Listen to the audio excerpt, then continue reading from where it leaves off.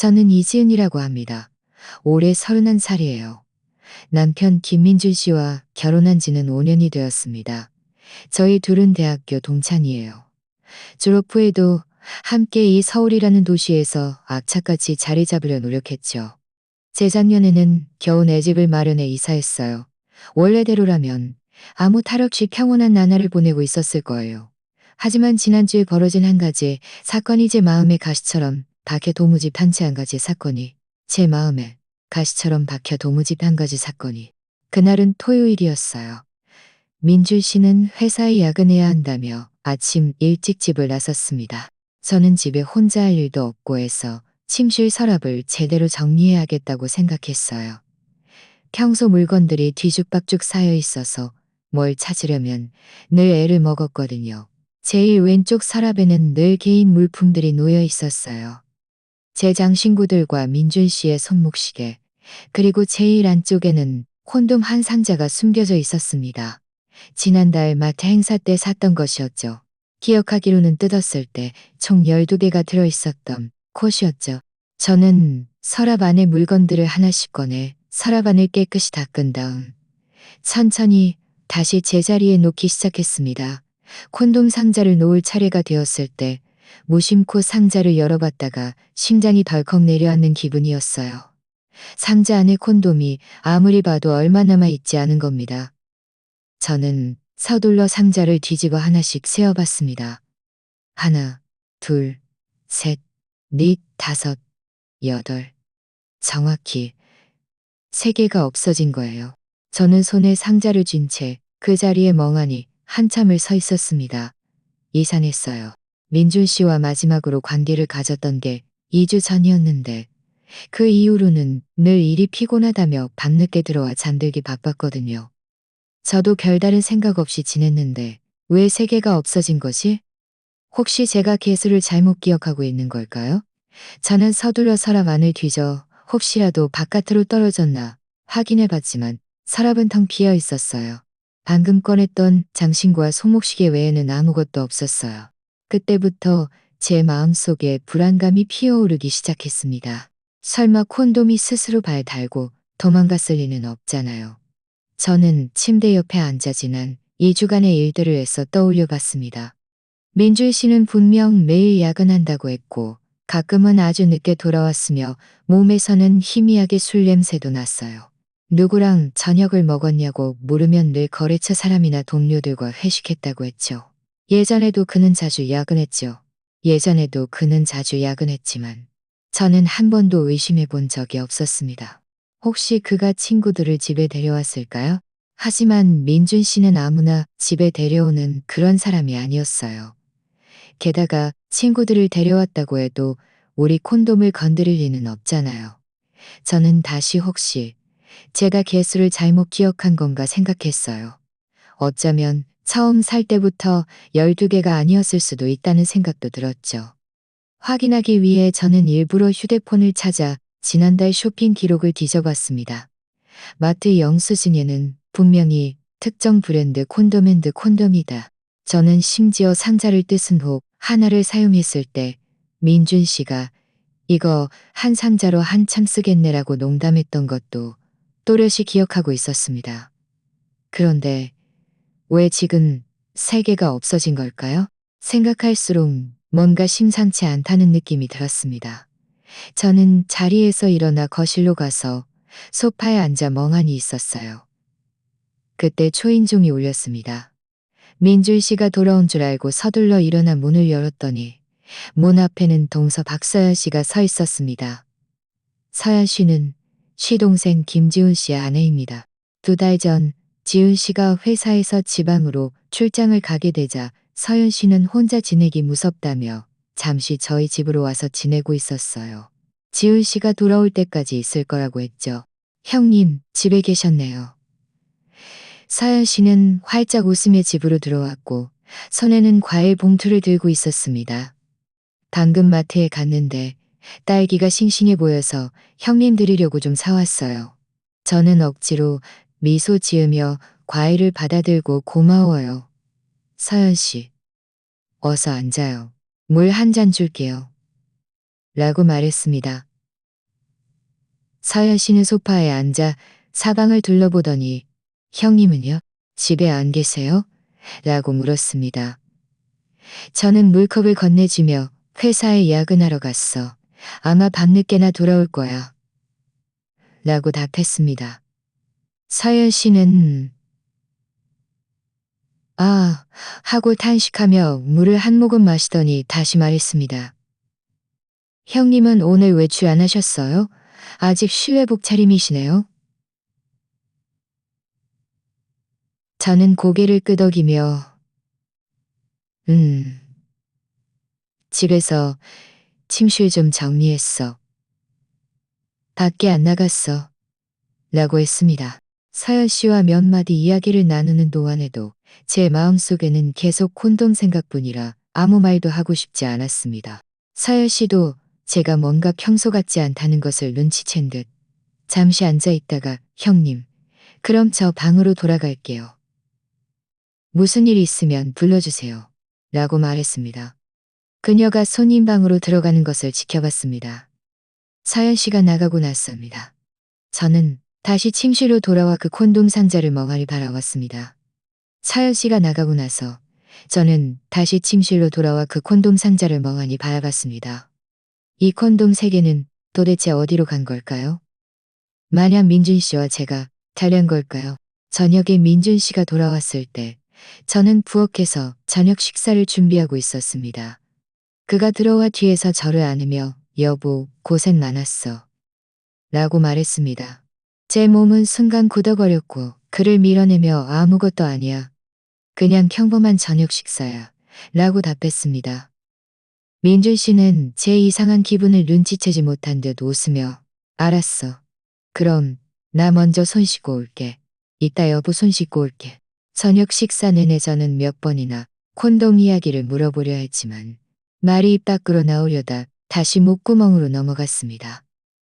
혹시 제가 정말로 잘못 기억했거나 뭔가 오해가 있어서 우리 관계에 영향을 줄까봐 두려웠거든요.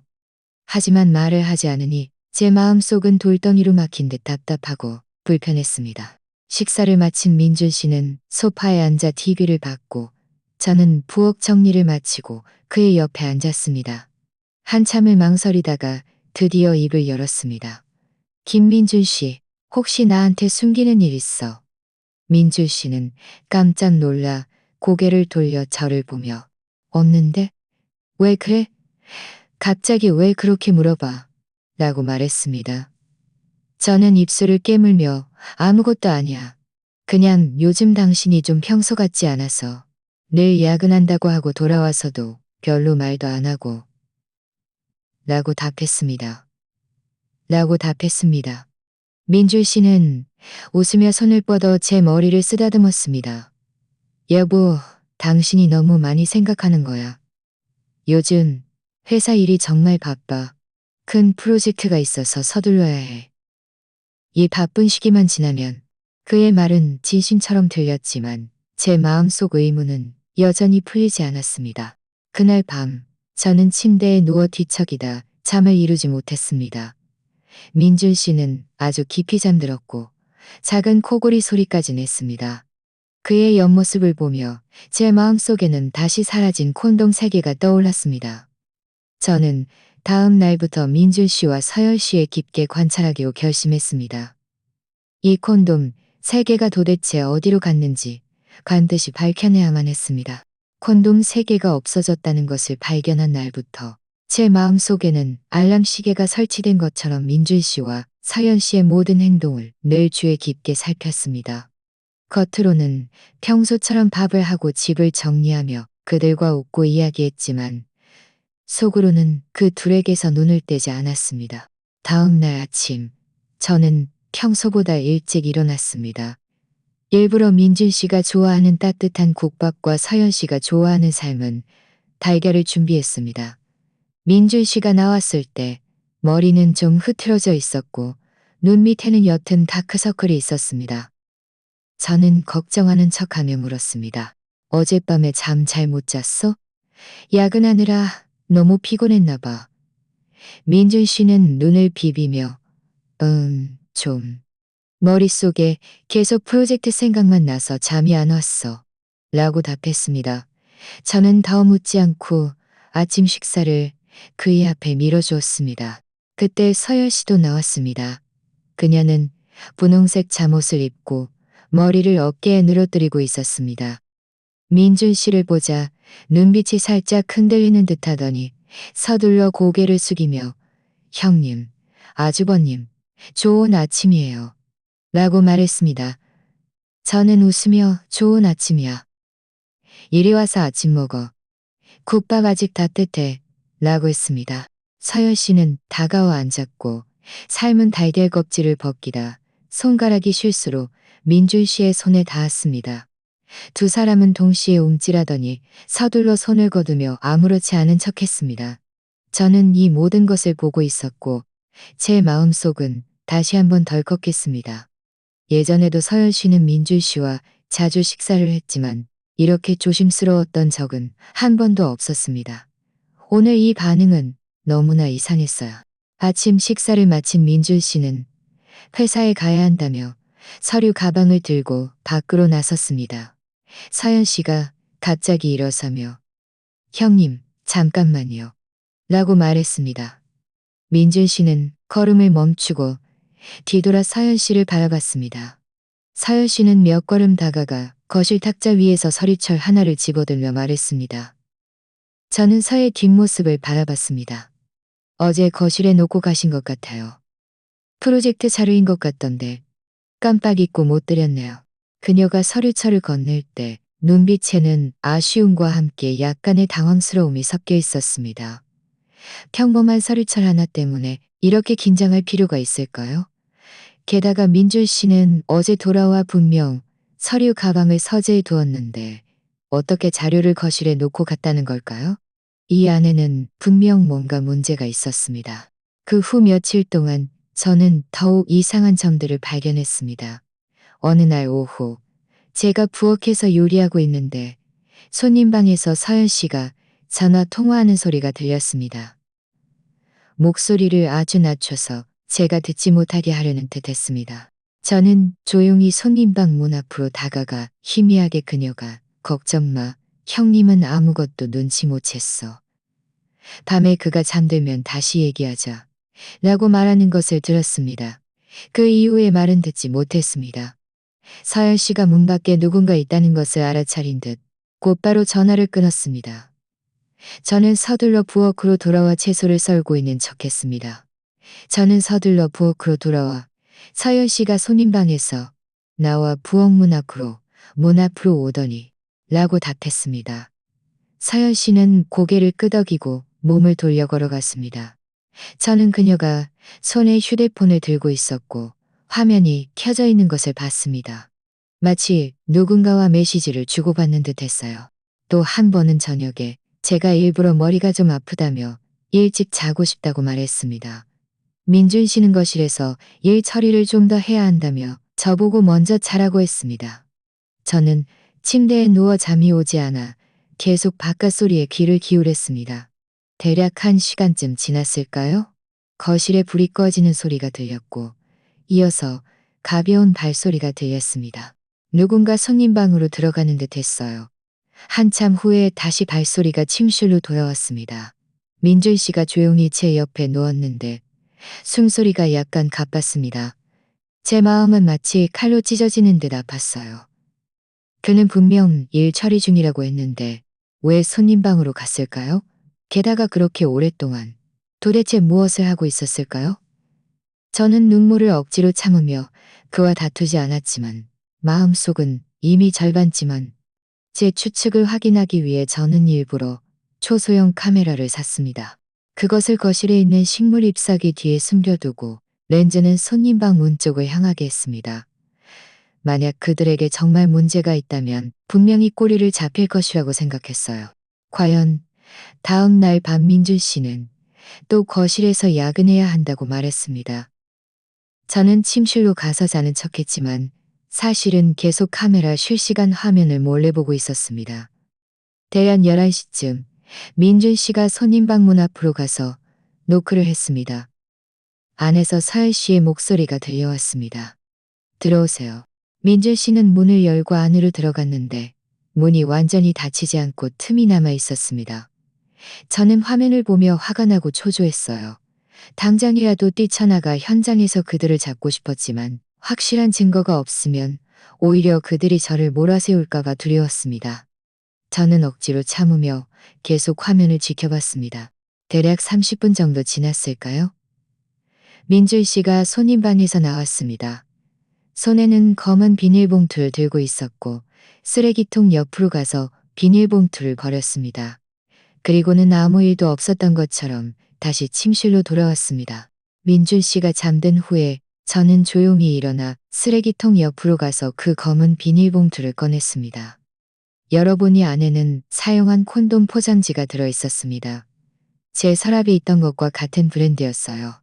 저는 그 포장지를 손에 쥔 채 온몸이 떨렸고 눈물이 멈추지 않고 흘러내렸습니다. 결국 사라진 콘돔 3개는 정말 그들이 사용한 것이었어요. 민준 씨가 사은 씨와 바람을 피우고 있었다니, 그것도 우리 집에서 사용한 것이었다니. 저는 포장지를 비닐봉투에 다시 넣고 쓰레기통에 버린 다음 조용히 침실로 돌아왔습니다. 옆에서 깊이 잠든 민준 씨를 보며 제 마음속에는 미움과 함께 아픔이 밀려왔습니다.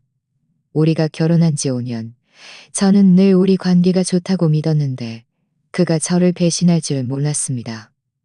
게다가 상대는 동서 박사연 씨였습니다. 지훈 씨는 아직 지방으로 출장 중인데 우리를 믿고 서연 씨를 맡겼는데 그들은 어떻게 저에게 그리고 지훈 씨에게 이런 짓을 할 수 있었을까요?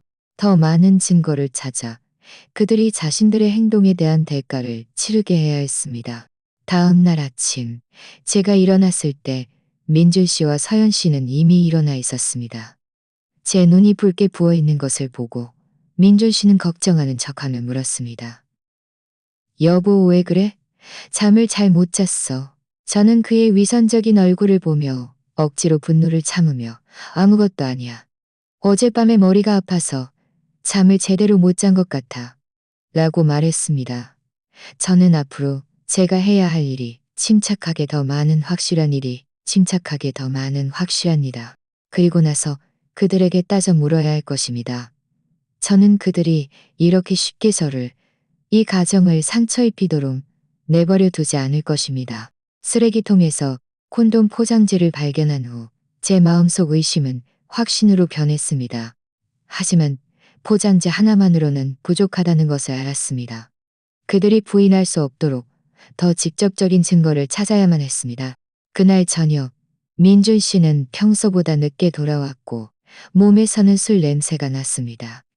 집에 들어서자마자 피곤하다며 씻고 침대에 눕더니 얼마 안 가 코를 골기 시작했습니다. 저는 그의 옆에 누워 천장을 응시하며 어떻게 하면 그의 휴대폰 속 증거를 확보할 수 있을까 계속 생각했습니다. 예전에는 그의 휴대폰 비밀번호가 제 생일이었는데 언제부턴가 다른 번호로 바뀌어 있었습니다. 제가 물어봤을 때 그는 회사 정보가 유출될까봐 그렇다고 말했습니다. 그때는 깊이 생각하지 않았지만 지금 생각해보니 그는 이미 저를 경계하고 있었던 거예요. 민주 씨의 코골이 소리가 점점 커지자 저는 천천히 몸을 일으켜 조심스럽게 침대 협탁 위에 놓인 그의 휴대폰을 가져왔습니다. 먼저 제 생일을 시도해봤지만 비밀번호 오류 메시지가 떴습니다. 그의 생일도 시도해봤지만 역시 틀렸습니다. 제 마음이 조금 초조해졌어요. 설마 비밀번호를 더 복잡하게 바꾼 걸까요? 휴대폰을 다시 놓으려던 순간 문득 며칠 전 방을 정리하다가 그가 노트북에 숫자들을 입력했습니다. 우리 결혼기념일 날짜였습니다. 확인 버튼을 누르자 휴대폰이 어쩌면 그게 비밀번호일 수도 있게 보니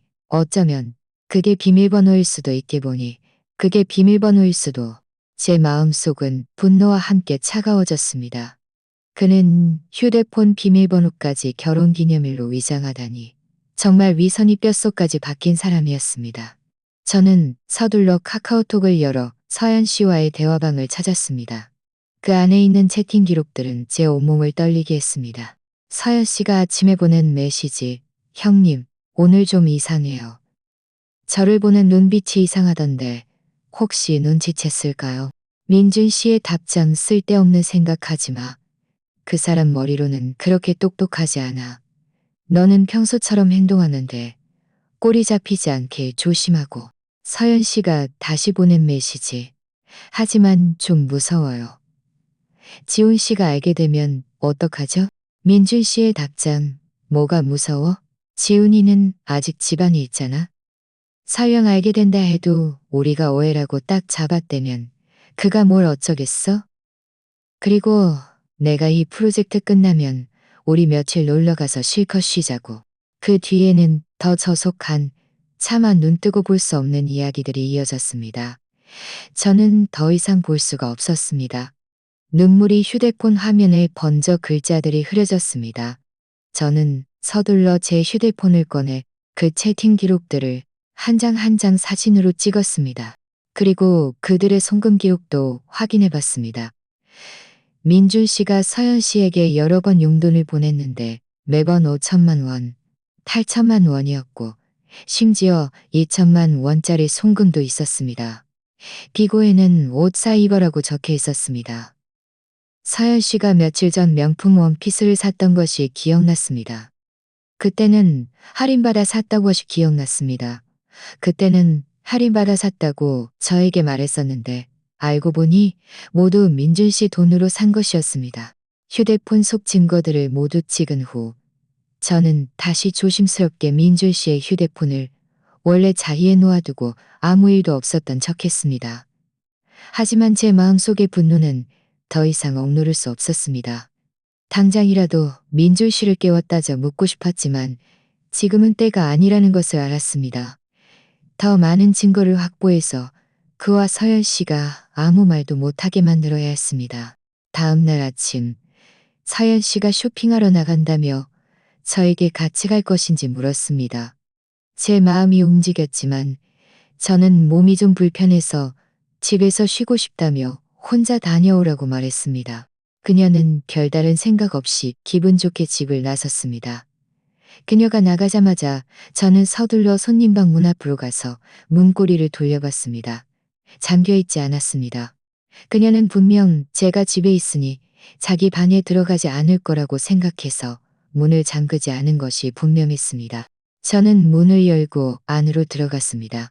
손님방은 깔끔하게 정리되어 있었고 침대에는 분홍색 침대 시트가 깔려 있었는데 그녀의 잠옷과 같은 색이었습니다. 저는 침대 협탁 옆으로 가서 서랍을 열어봤습니다. 안에는 그녀의 화장품과 약간의 간식들이 있었고 특별한 것은 없었습니다. 저는 다시 쓰레기통 옆으로 가서 잠시 망설이다가 몸을 숙여 쓰레기통을 열었습니다. 안에는 몇 장의 휴지 외에 사용한 콘돔 포장지가 하나 더 있었습니다. 제가 전에 봤던 것과 똑같았습니다. 저는 서둘러 그 포장지를 꺼내 휴지로 싸서 제 주머니에 넣었습니다. 그때 저는 침대 협탁 위에 놓인 장신구 상자를 봤습니다. 열어보니 안에는 금목걸이가 들어있었는데 제가 전에 마음에 들었던 것과 똑같은 디자인이었습니다. 그때는 비싸서 사지 않았는데 민준 씨가 서연 씨에게 사줬을 줄은 몰랐습니다. 저는 목걸이를 들어 올렸고 그 위에 서연이라는 글자가 새겨져 있는 것을 보고 마음속 분노가 더욱 커졌습니다. 그는 저에게는 이렇게 비싼 장신구를 사준 적이 없으면서 서연 씨에게는 이렇게 아낌없이 주다니. 제가 손님방을 나서려던 순간 갑자기 문 잠기는 소리가 들렸습니다. 서연 씨가 돌아온 것이었습니다. 저는 서둘러 장신구 상자를 원래 자리에 놓고 빠른 걸음으로 손님방을 나와 거실에서 소파를 정리하는 척했습니다. 서연 씨가 들어와 저를 보고는 조금 놀란 듯 물었습니다. 형님, 몸이 안 좋으시다고 하지 않으셨어요? 어떻게 일어나셨어요? 저는 웃으며 좀 누워 있었더니 많이 좋아졌어. 일어나서 좀 움직였지. 서연 씨는 왜 이렇게 빨리 돌아왔어? 라고 말했습니다. 그녀는 밖이 좀 더워서 더 이상 쇼핑하고 쉽지 않아 돌아왔다고 했습니다.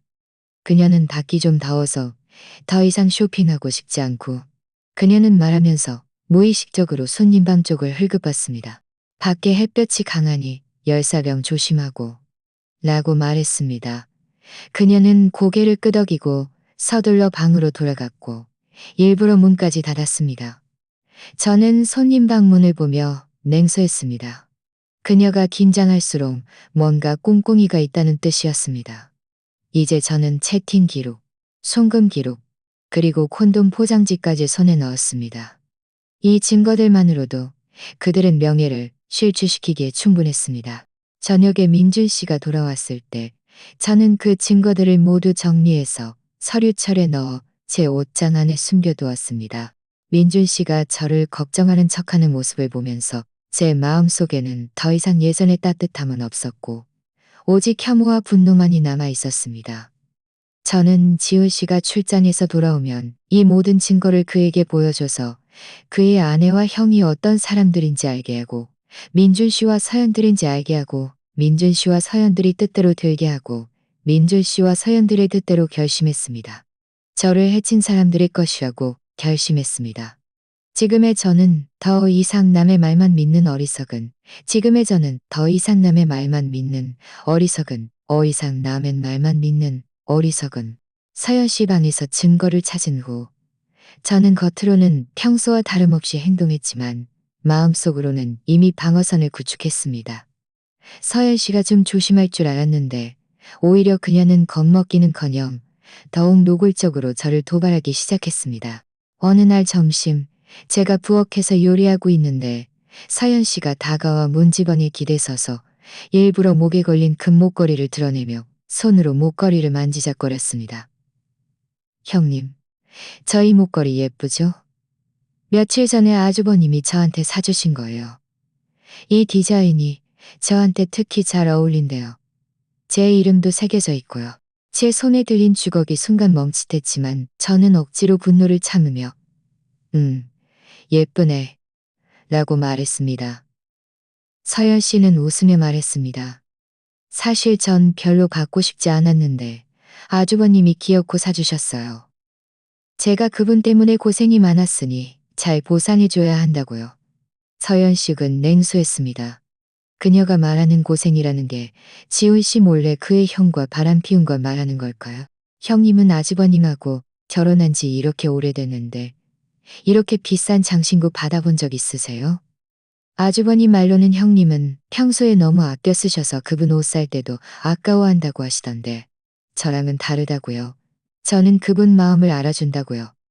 이 말은 마치 바늘처럼 제 마음을 찔렀지만 저는 여전히 그녀를 무시했습니다. 그녀는 제가 아무 말도 하지 않자 입술을 삐죽거리며 돌아섰습니다. 오후에 민준 씨가 돌아오자 서연 씨는 저보다 더 적극적으로 달려가 그의 서류 가방을 받아들었습니다. 아주버님, 피곤하시죠? 제가 차를 타서 거실에 놔뒀어요. 어서 가서 쉬세요. 민준 씨는 웃으며 역시 서연이가 최고야. 라고 말했습니다. 저는 그 둘이 아무렇지도 않게 행동하는 모습을 보며 마음속 분노가 점점 커졌지만 지금은 터뜨릴 때가 아니라는 것을 알았습니다. 저는 지훈 씨를 기다려야 했습니다. 더 어처구니 없는 일은 다음 날 아침에 벌어졌습니다. 제가 아침 식사를 준비하러 일어났는데 서연 씨가 민준 씨의 셔츠를 입고 손님 방에서 나오는 것을 봤습니다. 그 셔츠는 제가 작년에 민준 씨 생일 선물로 사준 것이었습니다. 그는 평소에 아껴 입어서 잘 입지 않았는데 지금은 서연 씨가 입고 있었습니다. 저는 더 이상 참을 수 없어 서연 씨에게 물었습니다. 서연 씨, 왜 민준 씨 셔츠를 입고 있어? 서연 씨는 고개를 숙여 자신의 셔츠를 내려다보며 웃으며 말했습니다. 아이고, 어젯밤에 제가 실수로 옷에 물을 쏟아서요. 아이고, 어젯밤에 제가 실수로 옷에 물을 쏟아서요. 마른 옷이 없어서요. 마른 옷이 없어서요. 마른 옷 셔츠를 빌려 입었어요. 형님, 기분 상하지 마세요. 저는 민준 씨가 서일 씨를 감싸는 모습을 보며 마음속이 차갑게 식었습니다. 셔츠 한 벌이 작은 문제일 수 있지만 남녀가 유별한데 당신 동서가 당신 셔츠를 입는 게 말이 돼? 서연 씨는 고개를 숙여 억울한 척하며 말했습니다. 형님, 죄송해요. 일부러 그런 거 아니었어요. 지금 바로 갈아입을게요. 그녀는 말하면서 몸을 돌려 손님 방으로 돌아갔습니다. 그 이후로 사연 씨의 도발은 더욱 노골적이었습니다. 그녀는 일부러 제 앞에서 민준 씨에게 애교를 부리며 손이 아프다며 그에게 병뚜껑을 따달라고 했습니다. 밥을 먹을 때는 자신이 싫어하는 반찬을 민준 씨 밥그릇에 덜어주며 이거 좀 먹어줘.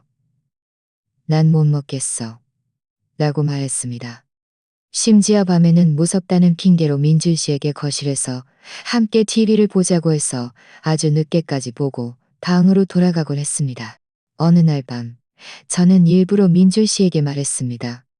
민준 씨, 서연이가 우리 집에서 꽤 오래 지냈잖아.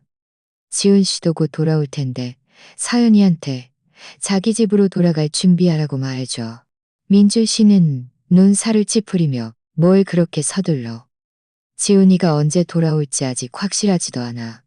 서연이 혼자 지내는 것도 불안하고 좀 더 지내게 하면 어때?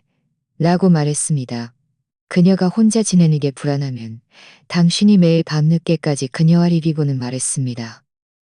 정신이 매일 밤늦게까지 그녀와 TV 보는 건 안전한 거야.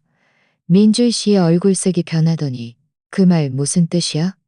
나랑 서연이는 그냥 형님과 동서 사이인 그냥 형님과 동서 사이인 거야. 내가 쓸데없는 생각을 하는 건지 아닌지는 당신이 제일 잘 알 거야. 우리 둘의 다툼 소리에 서연 씨가 놀라 손님방에서 나왔습니다. 그녀는 겁먹은 척하며 아주버님, 형님, 싸우지 마세요. 제가 여기 있어서 불편한가요? 그럼 내일 바로 이사 갈게요. 라고 말했습니다. 민준 씨는 서둘러 아니야. 신경 쓰지 마. 나랑 형님은 그냥 좀 오해가 있었을 뿐이야. 라고 말했습니다.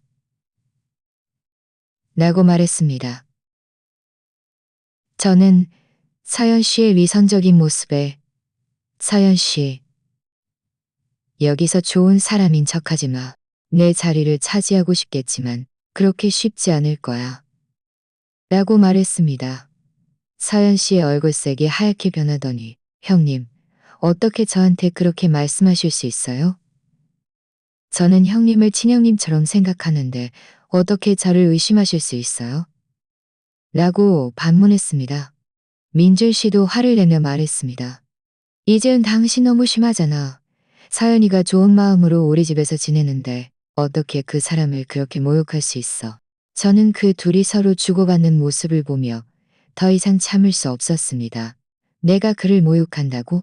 당신들이 저지른 일들 내가 모를 거라고 생각하지 마. 지훈 씨가 돌아오면 나는 그에게 당신들 둘이 어떤 사람들인지 알게 할 거야. 말을 마친 저는 몸을 돌려 침실로 들어가 문을 잠갔습니다. 문 뒤에 기대서서 눈물이 멈추지 않고 흘러내렸지만 제 마음속의 결심은 더욱 굳건해졌습니다.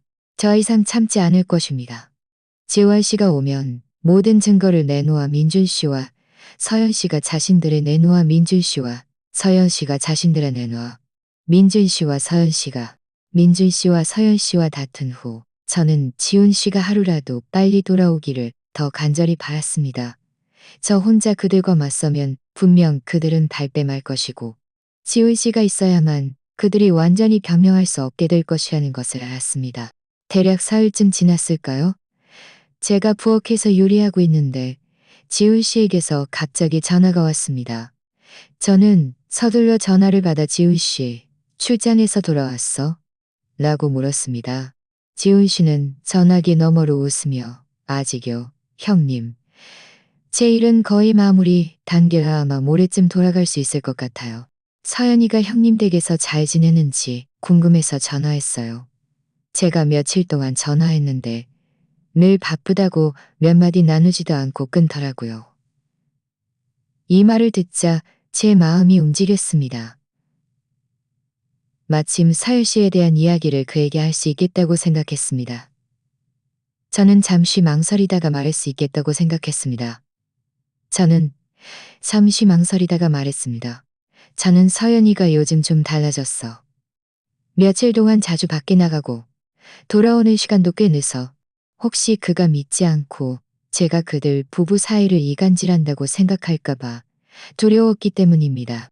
지훈 씨는 잠시 침묵하더니 그 사람 예전엔 안 그랬는데 예전엔 친구들이랑 나갈 때도 늘 저한테 말해줬거든요. 혹시 제가 집에 없어서 심심한가요? 라고 말했습니다. 라고 말했습니다. 그의 말투에 별다른 의심이 없는 것을 듣고 저는 다시 말했습니다. 그럴 수도 있겠지. 그런데 요즘 휴대폰 비밀번호도 바꾼 것 같아. 그날 휴대폰을 거실에 놓고 가서 내가 갖다 주려고 했는데 실수로 화면을 눌렀더니 비밀번호를 눌렀더니 예전엔 휴대폰 비밀번호가 지훈 씨 생일이었잖아. 이 말을 하자 지훈 씨는 전화기 너머에서 분명히 멈칫하더니 말했습니다. 비밀번호를 바꿨다고요. 저한테는 말 안 했는데. 형님, 혹시 잘못 보신 거 아니에요? 저는 서둘러 내가 잘못 기억했을 수도 있겠지. 저는 서둘러 내가 잘못 봐줬을 수도 있겠지. 지훈 씨도 너무 많이 생각하지 마. 라고 말했고 저는 알겠다고 답하며 라고 말했습니다. 돌아오면 괜찮아질 거야. 그럼 모레 돌아갈게요. 제 마음속은 안도감으로 가득 찼습니다. 적어도 지훈 씨가 조금은 의심하기 시작한 것 같았습니다. 전화를 끊은 지 얼마 안 되어 서연 씨가 밖에서 돌아왔습니다. 손에는 명품 가방을 들고 있었고 저를 보자 웃으며 말했습니다. 형님, 저 새로 산 가방 예쁘죠? 할인받아서 몇십만 원밖에 안 했어요. 저는 그 가방을 보며 냉소했습니다. 그녀가 어디서 이렇게 비싼 가방을 살 돈이 났을까요? 분명 민준 씨가 준 돈이었습니다. 저는 아무 말도 하지 않고 계속 채소를 썰었습니다. 서연 씨는 제가 아무 반응이 없자 입술을 삐죽거리며 손님 방으로 돌아갔습니다. 저녁에 민준 씨가 돌아오자 저는 그에게 지훈 씨가 모레 돌아온다고 말했습니다. 그럼 서연이도 자기 집으로 돌아가야 할 때가 됐네. 민준 씨의 얼굴색이 변하더니 알았어. 라고 말했습니다.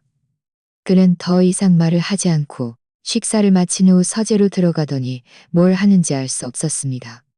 저는 그가 분명 서연 씨와 대책을 논의하고 있다는 것을 알았습니다. 하지만 그들이 아무리 머리를 맞대고 방법을 모색해도 제 손에 증거가 있으니 그들은 벗어날 수 없을 것입니다. 다음 날 아침 지훈 씨에게서 다시 전화가 왔습니다. 이번에는 그의 말투가 좀 진지했습니다. 형님, 제가 방금 서연이한테 전화했는데 안 받아요. 문자 메시지를 보내도 답이 없고요. 그리고 제 친구한테 부탁해서 서연이 소비 기록을 좀 찾아봤는데 어제 명품 가방을 샀는데 300만 원이 넘게 들었대요. 그 사람한테 그렇게 많은 돈이 어디서 났을까요? 제 마음속은 기쁨으로 가득 찼습니다. 지훈 씨가 서연 씨를 조사하기 시작한 것이 분명했습니다.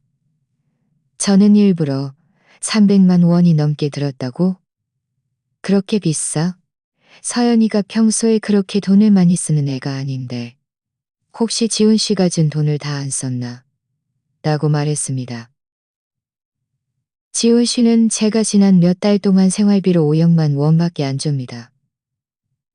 어떻게 300만 원밖에 안 줬는데 어떻게 300만 넘게 들여서 가방을 살 수 있겠어요? 형님, 솔직히 말해주세요. 지훈 씨, 이 이야기는 원래 하고 싶지 않았는데 지훈 씨가 물어보니 솔직히 말해야겠네요. 며칠 전에 방을 정리하다가 민준 씨가 서연이한테 200만 원을 송금한 것을 봤어. 비고에는 옷 사이버라고 적혀 있었고 그리고 서연이가 목에 걸고 있는 금목걸이도 민준 씨가 사준 거야. 그 위에는 서연이 이름도 새겨져 있어. 지훈 씨는 전화기 너머에서 한참을 침묵하더니 목소리가 약간 잠겨서 말했습니다. 알겠어요, 형님. 제가 내일 아침 일찍 돌아갈게요. 그때 확실하게 물어볼 거예요. 전화를 끊고 나니 제 마음이 좀 아팠습니다. 지훈 씨는 분명 많이 슬퍼할 것입니다. 자신이 밖에서 열심히 일하는 동안 아내가 집에서 자기 형과 바람을 피우다니. 누구라도 견디기 힘든 일일 겁니다. 그날 저녁, 서연 씨는 아주 늦게 돌아왔습니다. 거의 12시가 다 되어서야 문을 두드렸습니다. 제가 문을 열자 그녀의 얼굴에는 화장이 번져 있었고 몸에서는 술 냄새가 났습니다. 민주 씨가 그녀 뒤를 따랐는데 그의 얼굴색도 좋지 않았습니다. 저는 일부러 서연 씨, 이렇게 늦게 돌아왔어? 지훈 씨가 전화했는데 안 받았다고? 라고 말했습니다. 서연 씨의 얼굴색이 변하더니 아, 제 휴대폰 배터리가 없어서 못 봤어요. 라고 말했습니다. 민주 씨는 서둘러 돌아가서 자. 내일 지훈이가 돌아올 거야. 라고 말했습니다. 서연 씨는 아무 말 없이 고개를 숙인 채 손님 방으로 돌아갔습니다. 저는 민준 씨를 보며 말했습니다. 라고 말했습니다. 저는 민준 씨를 보며 말했습니다. 라고 말하더니 김민준 씨, 내일 지훈 씨한테 솔직하게 말하는 게 좋을 거야. 그렇지 않으면 그때는 이렇게 간단하게 끝나지 않을 테니까. 저는 다음 날이 바로 모든 것을 밝힐 때라는 것을 알았습니다. 저는 모든 증거를 정리해서 가방에 넣어두었고 다음 날 지훈 씨와 함께 민준 씨와 서연 씨에게 제대로 따져 물을 준비를 마쳤습니다. 저는 그들이 이렇게 쉽게 지훈 씨를 상처 입히도록 내버려 두지 않을 것이며 그들이 법망을 벗어나도록 내버려 두지 않을 것입니다. 다음 날 아침 일찍 저는 일어나 짐을 정리했습니다. 정리해둔 증거들을 다시 한번 확인하며 빠진 것이 없는지 살폈습니다.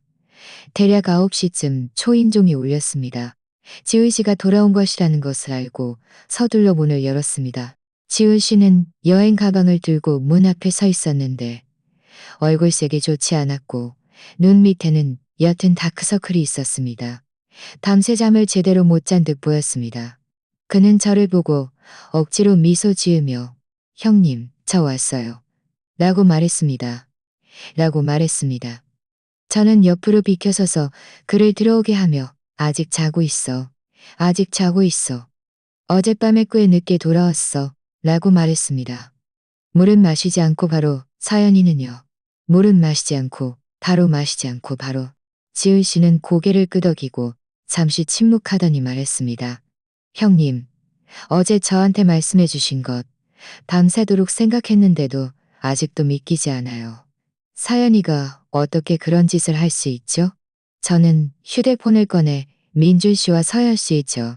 저는 휴대폰을 꺼내 민준 씨와 서열 씨의 채팅 기록을 그에게 보여주며 말했습니다. 형님, 저는 그들과 직접 만나서 확실히 물어보고 싶어요.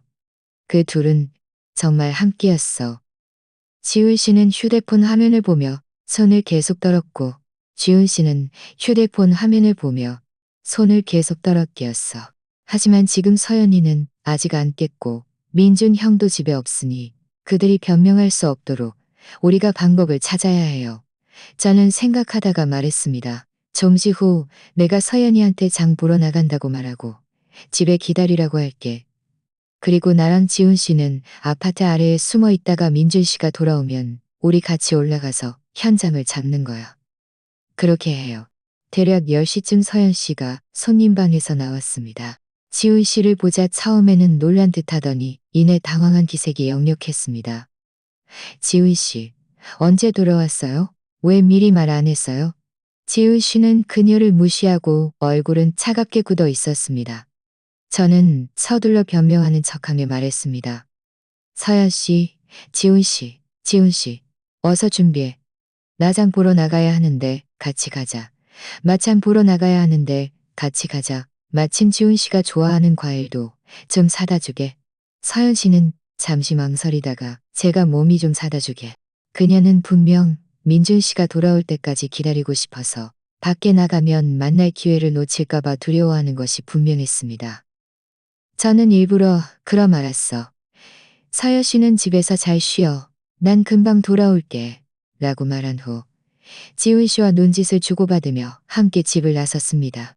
우리는 멀리 가지 않고 아파트 아래에 있는 벤치에 앉아 현관문을 주시했습니다. 대략 30분 정도 지났을까요? 민준 씨의 차가 들어왔습니다. 그는 차에서 내린 후 바로 위층으로 올라가지 않고 현관문 앞에서 전화를 걸더니 그제야 빠른 걸음으로 건물 안으로 들어갔습니다. 저와 지훈 씨는 서둘러 일어나 그의 뒤를 따라 건물 안으로 들어갔습니다. 우리는 민준 씨에게 들킬까봐 엘리베이터를 타지 않고 계단을 천천히 올라갔습니다. 집 문 앞에 다다르자 저는 조용히 귀를 문에 대었습니다. 안에서 사연 씨의 웃음소리와 민준 씨의 말소리가 들렸습니다. 저와 지은 씨는 서로를 마주보고 깊이 숨을 들이쉬었습니다. 제가 열쇠를 꺼내 천천히 문을 열었습니다. 문이 열리자 거실에는 아무도 없었고 소리는 침실에서 흘러나왔습니다. 저와 지은 씨는 침실문 앞으로 다가갔습니다. 침실문은 완전히 닫히지 않고 틈이 남아 있었습니다. 제가 조용히 문을 더 크게 열자 안의 광경은 저와 지은 씨를 모두 멍하게 만들었습니다. 민준 씨와 서연 씨가 서로를 안고 있었고 옷차림은 흐트러져 있었습니다. 우리를 보자 두 사람 모두 깜짝 놀라 서둘러 떨어져 허둥지둥 옷을 정리했습니다. 민준 씨가 정신을 차리고 서둘러 일어서며 지훈 씨, 언제 돌아왔어? 라고 말했습니다. 지훈 씨는 온몸을 부들부들 떨며 그 둘을 가리키며 말했습니다. 내가 언제 돌아왔냐고?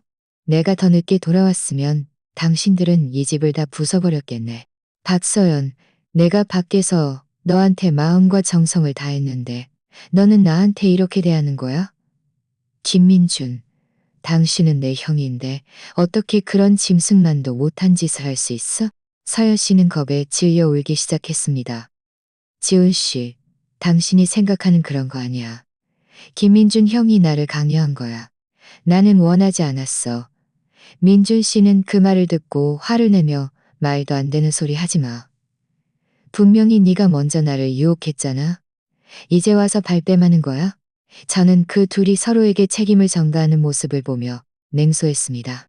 누가 먼저 유혹했는지는 중요하지 않아. 중요한 건 당신들이 이런 짓을 했다는 사실이야.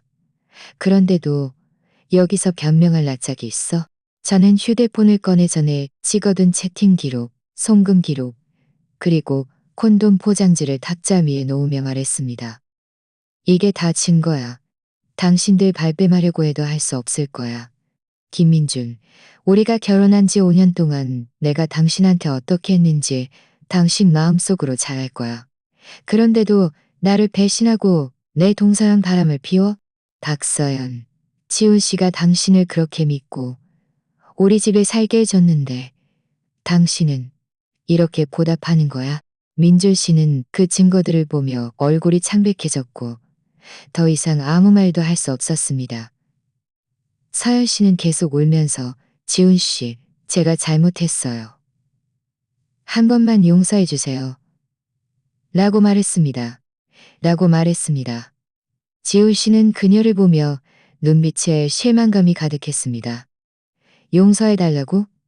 당신이 이런 짓을 하고도 내가 용서해 주길 바라는 거야? 불가능해. 저는 눈앞의 모든 것을 보며 마음속은 아팠지만 드디어 더 이상 참지 않아도 되었습니다. 드디어 그들의 진짜 모습이 세상에 드러났습니다. 이제는 모든 것을 따져 물을 때라는 것을 알았습니다. 저는 그들이 이렇게 쉽게 처벌을 피하도록 내버려 두지 않을 것입니다. 서연 씨는 지훈 씨의 단호한 태도를 보자 더욱 서럽게 울었습니다. 달려가 지훈 씨의 손을 잡으려 했지만 지훈 씨는 매몰차게 그녀의 손을 뿌리쳤습니다. 지훈 씨는 한 발짝 뒤로 물러섰고 그의 눈빛에는 혐오감이 가득했습니다. 만지지 마. 더러워. 서연 씨는 움찔하며 바닥에 주저앉아 계속 울며 애원했습니다. 지훈 씨, 제가 정말 잘못했어요. 한 번만 더 기회를 주세요. 다음부터는 정말 지훈 씨랑 잘 살고 김민준 형이랑은 절대 연락 안 할게요. 민준 씨는 옆에 서서 얼굴이 파랗게 질려 있었습니다. 서연 씨가 책임을 자신에게 떠넘기자 그도 화가 났습니다. 박서연, 여기서 가련한 척하지 마. 처음부터 누가 나한테 계속 애매한 메시지를 보냈어? 누가 지훈 씨랑은 이제 지긋지긋하다고 나랑 함께하고 싶다고 말했어? 이제 와서 일이 터지니까 책임을 다 나한테 떠넘기려는 거야? 서연 씨는 고개를 들고 붉어진 눈으로 반박했습니다. 분명히 아주버님이 먼저 저한테 접근했어요. 아주버님이 형님이랑은 감정 없다고 저랑 결혼하고 싶다고 해서 제가 넘어간 거라고요. 저는 그들의 다툼을 끊었습니다. 제 목소리는 차가웠습니다. 당신들 여기서 서로 물어뜯지 마. 누가 먼저 시작했든 중요하지 않아. 당신들이 나와 지훈 씨에게 못할 짓을 했다는 게 사실이야. 김민준, 당신은 나랑 감정이 없었다고 했지? 그럼 왜 처음부터 나랑 결혼했어? 왜 이렇게 오랫동안 나를 속였어? 왜 이렇게 오랫동안 나를 속였어? 민준 씨는 제 질문에 할 말을 잃었고 입을 번긋거렸지만 한마디도 할 수 없었습니다. 한참 후에야 그는 고개를 숙이고 아주 작은 목소리로 말했습니다. 이젠 내가 당신한테 못할 짓을 한 거 알아. 당신이 원하는 대로 다 할게. 저는 그의 이런 모습을 보면서도 동정심은커녕 냉소만 나왔습니다. 내가 뭘 원하냐고? 나는 당신이 당신의 배신에 대한 대가를 치르기를 원해. 그때 지훈 씨가 깊이 숨을 들이쉬고 서연 씨 앞으로 다가갔습니다. 쪼그리고 앉아 그녀를 바라보는 그의 눈빛에는 이전의 분노는 사라지고 실망감과 냉기만이 남아 있었습니다. 서연아, 우리가 결혼한 지 3년 동안 나는 우리가 잘 살 수 있을 거라고 늘 믿었어. 나는 밖에서 필사적으로 일한 게 네가 더 잘 살게 해주고 싶어서였어. 그런데 너는 내가 출장 가 있는 동안 내 형이랑 이런 짓을 해? 우리 사이에 아직도 가능성이 있다고 생각해? 서연 씨는 여전히 변명하려 했습니다. 지훈 씨, 제가 정말 한순간의 실수였어요. 한 번만 더 저를 믿어주세요. 콘돔이 3개나 없어지고 채팅 기록도 그렇게 저속하고 송금액이 한 번에 몇 천만 원인데 이게 한순간의 실수로 할 수 있는 일이야? 너는 처음부터 나랑 잘 지낼 생각도 없었지. 그렇지? 지훈 씨는 일어서서 주머니에서 휴대폰을 꺼내 녹음 기능을 켰습니다. 박서연, 나는 지금 공식적으로 너에게 이혼을 요구해. 네가 김민준 형이랑 저지른 이 모든 일에 대한 증거는 이미 내가 가지고 있어. 네가 김민준 형이 너를 강요했다고 말한 것도, 그리고 이전의 채팅 기록, 소비 기록까지 이 모든 것이 증거로 법원에 제출될 거야. 나는 너를 빈손으로 쫓아낼 거야. 네가 우리 집에서 가져간 모든 것, 김민준 형이 너한테 사준 목걸이, 가방까지 전부 돌려줘야 해. 서연 씨는 빈손으로 쫓아낸다는 말을 듣자 얼굴이 순식간에 새하얗게 변했고 더 이상 울지도 못했습니다. 지훈 씨의 다리를 잡고 지훈 씨. 자업자득이지. 저한테 이러면 안 돼요. 제가 빈손으로 쫓겨나면 어디로 가요? 돈도 없어요. 라고 말했습니다. 지훈 씨는 그녀의 손이다. 민준 씨는 지훈 씨가 이렇게 단호한 모습을 보이자 그도 화가 났습니다. 지훈 씨, 너무 심하잖아. 서연이도 잘못한 거 아는데 한 번만 더 기회를 줄 수는 없어?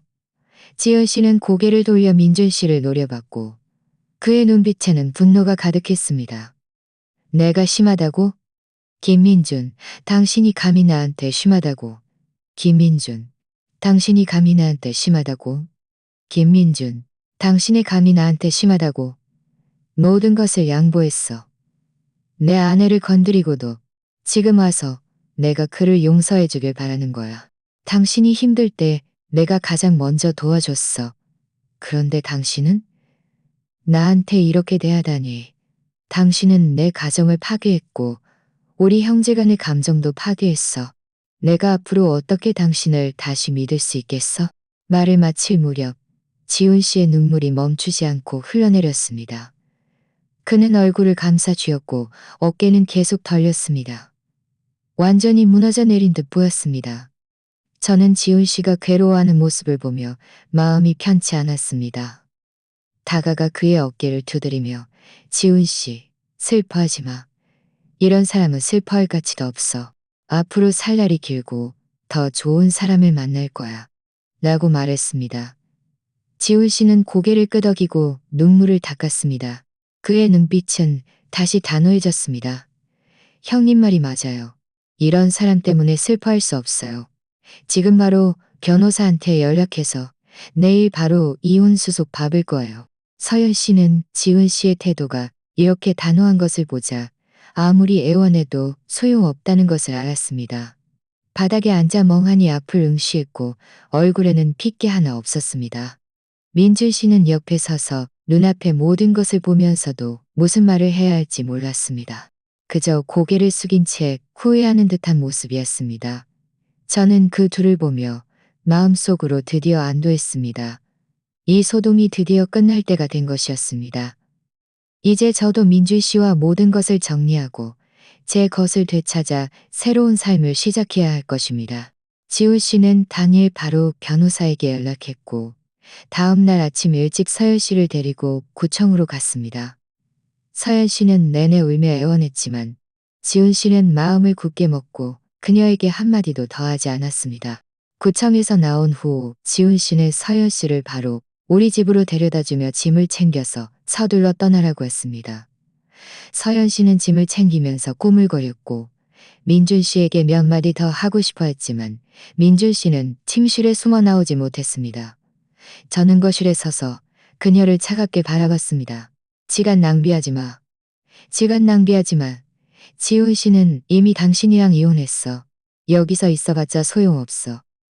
서연 씨는 저를 노려봤지만 그녀가 떠날 때 민준 씨가 사준 목걸이나 가방은 감히 가져가지 못하고 모두 집에 남겨두었습니다.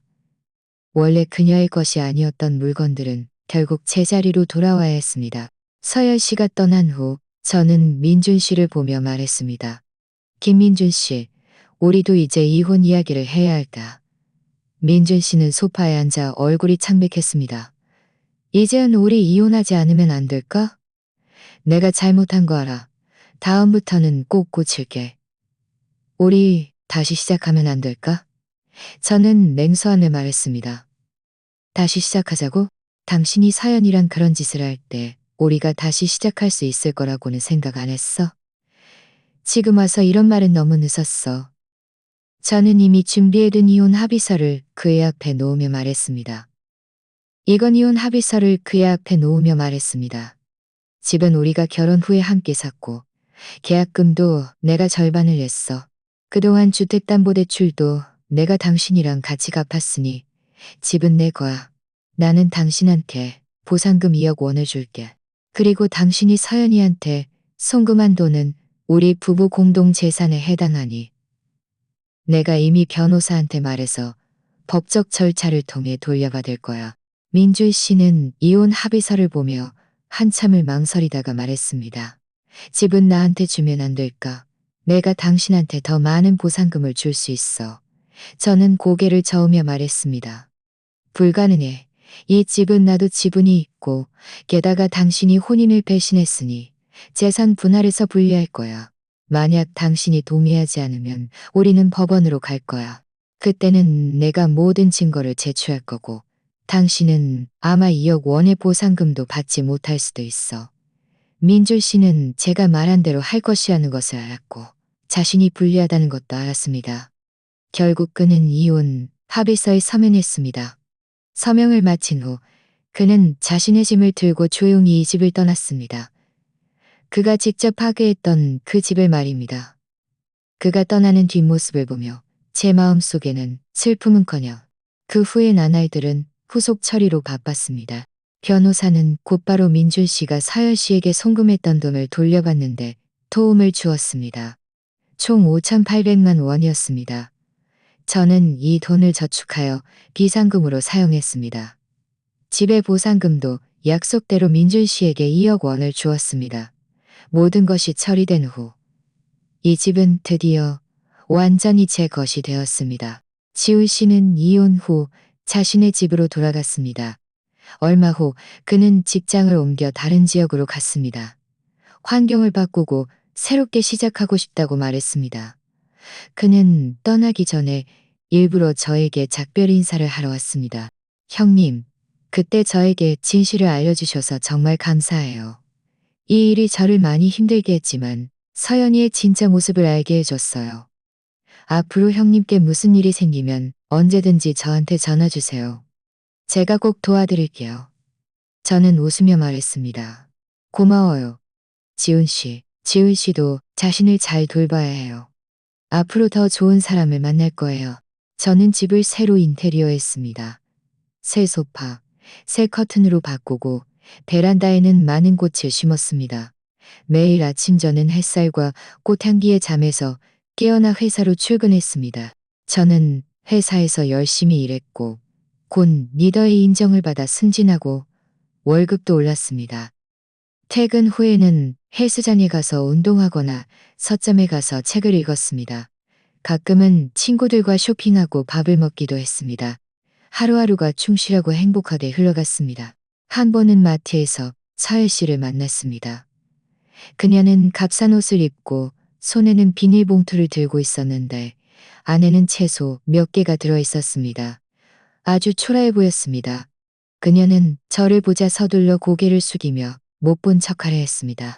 저는 개의치 않고 그녀에게 고개를 끄덕인 후 몸을 돌려 걸어갔습니다. 저는 더 이상 과거의 원한에 신경 쓰지 않았습니다. 그녀가 잘 지내든 못 지내든 저와는 아무 상관이 없었습니다.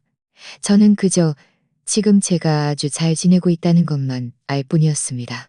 또 한 번은 민준 씨에게서 전화가 왔습니다. 자신이 잘 지내지 못한다며 저와 다시 시작하고 싶다고 말했습니다.